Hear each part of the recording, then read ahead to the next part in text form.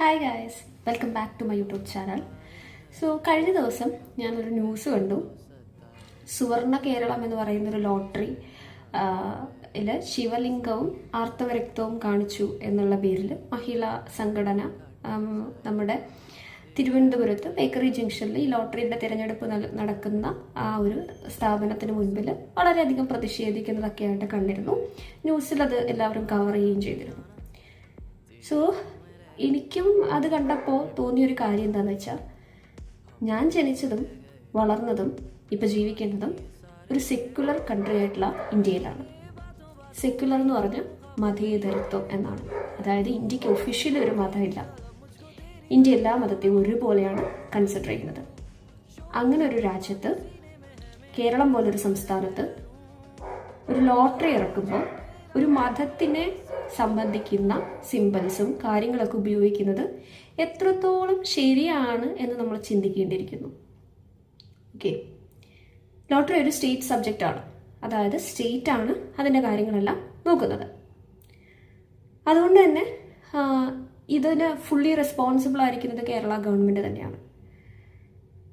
Secular ആയിട്ടുള്ളൊരു country എന്ന് പറയുമ്പോൾ പിന്നെ എന്തിനാണ് ഈ പറയുന്ന പല തരത്തിലുള്ള മതവുമായിട്ട് ബന്ധപ്പെട്ട സിംബൽസും കാര്യങ്ങളൊക്കെ നമ്മൾ യൂസ് ചെയ്യുന്നത്?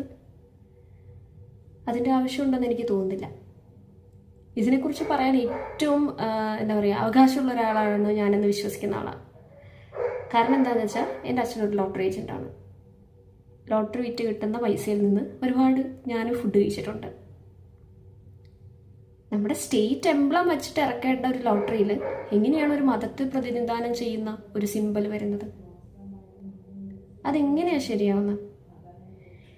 എനിക്കെന്തോ അതത്ര ഇങ്ങോട്ട് അക്സെപ്റ്റ് ചെയ്യാൻ പറ്റുന്നില്ല.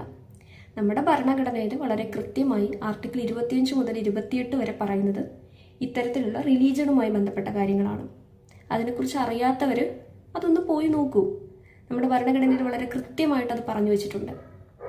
ഒരു ഗവൺമെൻറ് ഒഫീഷ്യൽ എന്ന രീതിയിൽ ഒരു ഗവൺമെൻറ് ഒരു സാധനം പുറത്തിറക്കുമ്പോൾ ഭരണഘടനയിൽ നിന്നുകൊണ്ട് വേണ്ടേ ചെയ്യാൻ? അതിൽ കേരളത്തിന് എക്സെപ്ഷൻ ഒന്നുമില്ലല്ലോ. കേരളം ഇന്ത്യയുടെ ഭാഗമാണ്, ഭരണഘടനയിൽ കീഴിൽ വരുന്ന ഒരു സ്റ്റേറ്റാണ്. ഇത്തരത്തിലുള്ള മതപരമായിട്ടുള്ള കാര്യങ്ങൾ നമ്മുടെ ജനറൽ എല്ലാവരും യൂസ് ചെയ്യുന്ന ലോട്ടറി പോലുള്ളൊരു സംവിധാനത്തിലേക്ക് കൊണ്ടുവരുന്നതിനോട് എനിക്ക് തീരെ യോജിപ്പില്ല. ഇതെൻ്റെ അഭിപ്രായമാണ്. പലർക്കും പല അഭിപ്രായമായിരിക്കും. നിങ്ങളുടെ അഭിപ്രായം തീർച്ചയായിട്ടും രേഖപ്പെടുത്തണം കമൻസിൽ. അത്രയേ ഉള്ളൂ. ബൈ.